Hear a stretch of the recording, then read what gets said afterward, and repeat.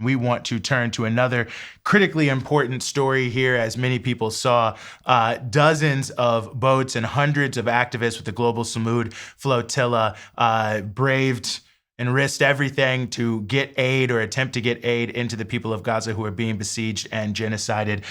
Many of them, all of them, in fact, of course, were incarcerated, mistreated, and deported, but nonetheless continue to stand strong alongside the Palestinian people. And we are very honored to have two of those members of the global Sumud Flotilla with us, Leila Hegazy and Carsie Blanton, who are musicians with Artists Against Apartheid. They were there on the flotilla. They are here with us now on Breakthrough News. Leila, Carsie, thanks so much for joining us. Thank you for having us. Thanks for having us. Great to have you here with us. Well, I guess the first question I just will ask, and I'd like both your thoughts on this, maybe Leila, I'll start with you, and then we can go to Carsie, is why go on this flotilla in general, and why did you feel in your capacity as an artist it was important for you to be represented there? So thank you. First things first, I think we have gotten to a point where, the people see that governments have completely failed to act. This genocide has gone on for 2 years without anything seeming to stop it, although, now we're seeing some changes on the ground, obviously. Since we're out of Israeli prison, we're catching up a little bit on what's going on. But, at the end of the day, everyday civilians said no more. Governments have failed to stop the genocide. Governments have failed to deliver humanitarian aid and actually intervene, even in light of the UN's recognition of the genocide, which obviously came far too late, but requires that governments actually act. So, it's not just that this flotilla contains public figures like Greta Thunberg. It's really the stories of everyday people, doctors, lawyers, humanitarians, teachers, musicians, right? I mean, both of us here are musicians, and we recognize that our role in the struggle is lending our art to the cause. And that's why I personally joined the flotilla, because it's very important to have artists and cultural workers as a part of these movements. Musicians, artists have always been a part of freedom struggles around the world and will continue to be. So I feel that our place there was very important. It really was quite an honor to be a part of it. Mm-hmm. Carsie, please.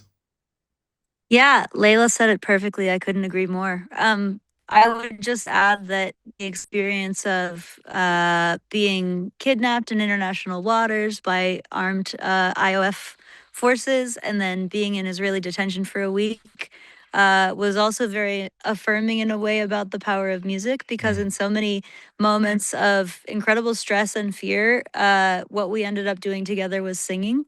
And in a way, for me, and I think a lot of artists who have become part of the movement for Palestinian liberation, it's like we're seeing the larger purpose of our work. It's not just a commodity to be exploited by corporations. It's something that people actually need, and that makes our movement stronger.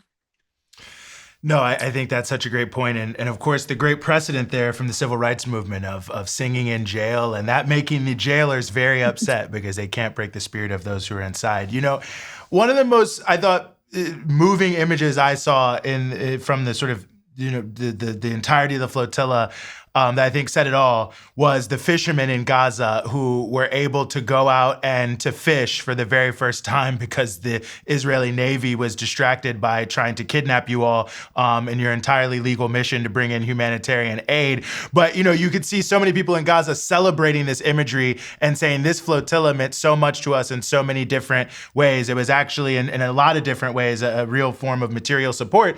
But I say that just to say, I wonder what you say to people who are looking at the struggle. I mean, obviously now we've seen some changes on the ground, but the Palestinian people continue to fight and continue to struggle for their own liberation, about the role that, collectives can have in actually changing things. Because I think that was the thing about the flotilla for a lot of people. It restored people's hope that people can change. And so as we move into a new modality, but one where we're going to continue to struggle for Palestine, what would you say to those who are maybe thinking, can I make a difference? Leila, I'll start with you.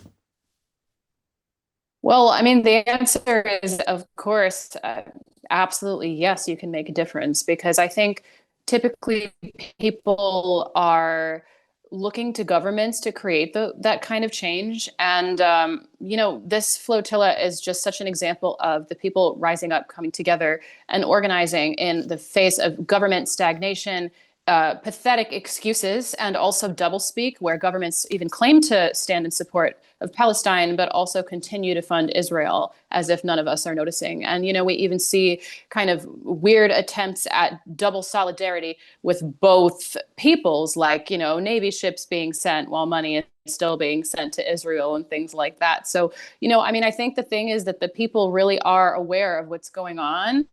And, we see what's happening, and we not only have an obligation as human beings, but we honestly, it's not in our nature to witness this kind of depravity at the hands of a genocidal state and just simply do nothing. I mean, we consistently look back at examples in history where people ask the question, what were people doing during the Holocaust? What did people do during slavery? And the answer is always, well, whatever you think you would have done back then is what you're doing now. And this is really just a group of everyday people that said, we have to do something. Even if the governments won't act, we will act. We will get on these boats. That, really, this type of mission was such a tall order for a civilian population.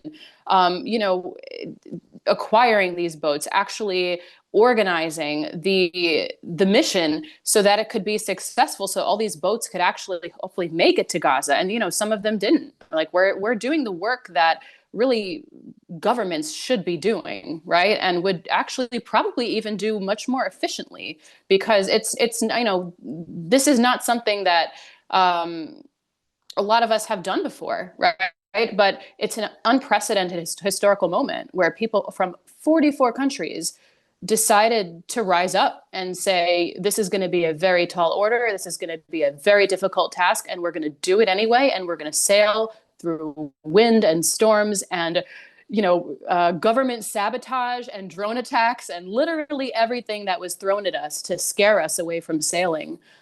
We continued and we persevered. And just hearing that the people of Gaza actually got to fish in their own waters, which is just like such a basic right. It shouldn't even be a big deal, but it is. It just speaks to the power of the people. And, it's, of course, the perseverance of the Palestinian people was something that really kept us going on the sea, as the mission continued to get longer and longer and longer. I mean, most of us thought we would be away for 2 weeks, and it was like almost 5 weeks. So, if anyone knows how to hang on, it's the Palestinian people, and they were definitely a source of inspiration to us, for sure. Well, Carsie, I'll ask you the same question, but I'll also maybe add just a little bit to it. I saw some of your fans were making calls to get you released, and I know you didn't do this for yourself, and I wonder just how that made you feel about drawing people in through your example into a broader movement that's certainly bigger than you, bigger than any one person, as well. I mean, I think in some ways that was the protest technology that we were trying to use with the flotilla, was by putting our bodies on these boats and in a precarious situation, we were asking people from our home countries, and there were 44 different home countries, to try and create pressure on our home governments. And that kind of forced, in some ways, it forced our home countries to confront Israel and the genocide in a way that many of them were getting away with not doing politically. So what happened in Italy, I think, was the best example, where the country essentially was shut down while we were sailing, while we were intercepted, and then we lost touch. So I actually didn't get an update on Italy until just now in the previous piece. But so some of these countries were using their labor power to actually cause a problem for their own governments to protect us, which I think then was leveraged to protect Gaza. And it was kind of a beautiful international technology in that way. And same thing in the US. The fact that I was on the boat meant that many of my fans were calling, senators and congresspeople and trying to put pressure on them. And I think something about the fact that there were 500 people that had connections to all these different countries, it made people feel responsible on an individual personal level in a way that pushed them to do something for Gaza. So I know a lot of people were activated who hadn't been activated before.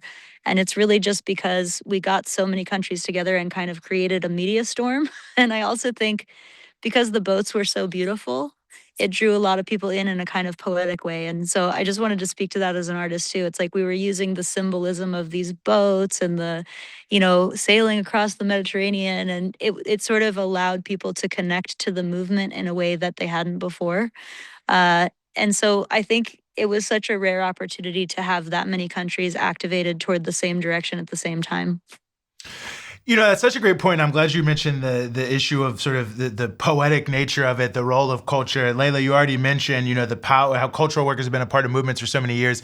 Rania Khalek, who's out this week, who I think is your biggest fan. I think she would certainly say she is the biggest fan of yours. But, what she was saying to me about your music, Leila, this is a year ago. We were just talking off air, is how the sense of community it gave her, how it made her feel, how it brought her around with other people she knew, her family, others who are watching and engaging with it. And I guess that's my question is the role of art and the role of culture, especially music, in creating community, and how important that is in these times. It's important. It's also validating for people who are trying to make sense of what they're seeing on their screens. I mean, this is a live stream genocide, and none of us really know how to deal with that. It's not only is it unprecedented, it's unnatural. And I think what art does is it helps us sort of cope with the absurdity of what we're seeing, with the horror of what we're seeing, to process in community, right? Because I think when there are things happening in the world that people just can't make sense of, they're really looking for mediums to help them process what they're seeing. And I really think that, that was sort of like my goal if I had a goal, because a lot of it started out just sort of like venting my frustration, and then finding an entire community of people who were on the same page as me. And actually, it really became a source of resilience, on my part, but also on the part of other people who shared their own stories of kind of feeling really burnt out and just hopeless at times in the face of this genocide. It's like the art and the community around it, actually, and around the issue, that it kind of it gives people the strength to actually keep going and stay in the fight, because we know that actually burnout is a huge problem in, social movements. We're just not meant to take in the images that we're seeing, to kind of live in this state of constant despair all the time. And, the art, it validates that despair, it validates that rage, and also it kind of pushes people into action when they actually have community, which is, I think, what the art kind of provides. It really, and sometimes even, techniques like humor and other things that are used, it's not just that the art has to be serious. Like, we've seen a lot of really great comedy actually come out of this, which sounds kind of like contradictory, but, it's not a surprise when the comedians, for example, are telling the truth and our politicians are not. That's been the case for a very long time, right? So, it creates a community that people, they can basically stay in the fight. It becomes a form of uplift for people who really just, they want to keep fighting, they want to keep holding on. And we have no manual. There has been no manual provided on how to watch a live stream genocide and continue to fight in the face of that. Absolutely. Well, I think obviously we've seen from the point of view of a live stream genocide the true brutality of these Israeli forces. But I know one thing that many people have been commenting on is, the conditions that you all were held in by the Israeli forces. I don't know what you might be willing to share. I know it's probably a sensitive subject. Maybe, Carsie, I'll start with you. If there's anything you'd like to say about that experience and what you think it says about, this broader project that's called Israel. I think the main thing I want to share is that going in, I was naive in thinking that we would have some sort of prisoner's bill of rights, like, from movies. I thought you get your phone call and you get your lawyer and you get to walk around every day and take a shower. And we were not allowed any of those privileges. And the guards even told us, you're not prisoners, you're detainees, which I guess is a different legal category, at least according to them. So we were in a situation with no control and essentially no rights. Like, they weren't gonna kill us, and we could tell that. But beyond that, we had very little ability to predict what would happen next. And I say that because I imagined being sort of a privileged prisoner. And I didn't feel like we were very privileged. And at the same time, we were quite aware that we were being treated better than Palestinian prisoners. So it was a much harder detention than what I had anticipated. And it was also clear that it was a better detention than what Palestinians can expect in Israel. So that distinction was important to understand. Mm-hmm. Leila, anything you'd like to add? Yes. One of the things that really strikes me as I honestly begin to process what we witnessed, what we experienced in the Zionist entity, which, this is my first time ever being on that occupied land and honestly feeling the gravity of that, particularly in detention, which is an experience that so many Palestinians have faced. It's outrageous that almost 11,000 Palestinians are held in these detention centers and in these prisons. And, it's sort of just seen as normal. And we talk about Israeli hostages. What about the hostages? What about the hostages? And, it's like kind of mind boggling that that question can even be asked without addressing the just reality, the consistent reality of Palestinian, I don't even want to call them prisoners because they are hostages. And, just as we were hostages, it's just that our detainment was going to have an end date. And ours, and most Palestinians, I would say, they can be pretty much picked up for any arbitrary reason. I can't imagine being in those cells not knowing why I'm there. We were not charged with anything, just as many Palestinians are not charged with anything. And, I think something that really speaks to the greater project, and I really feel like the entire world needs to know this, and I'm never going to shut up about it for as long as I live, is that there was I want to say it was an AI generated banner image in the women's prison in the yard of Gaza, completely decimated in rubble and ruins, with this like kind of weird path in the middle where it was clear that like Israeli soldiers were walking through it. And in Arabic, and it was written very intentionally in Arabic, it says the new Gaza. They are saying the quiet part out loud, and they want Palestinian hostages to see that. And it's just it's total gaslighting that anyone would suggest that hasn't been the goal from the very beginning, right? It was never about Hamas. It was never about October 7th. It was always about ethnically cleansing Gaza. It was always about taking full control over that land. And that image, it just haunts me. It'll haunt me for the rest of my life. In addition to obviously all of the things that we experienced in detention, which were, as Carsie mentioned, still nothing compared. I don't want to say nothing, but a fraction of what Palestinians experience. Mm-hmm. Well, we thank you both for your witness, for taking this action, for being willing to join us here on the show so soon after getting back. Carsie, Blanton, and Leila Hegazy, we also thank you for your music and your artwork. Thanks for joining us here on The Freedom Side.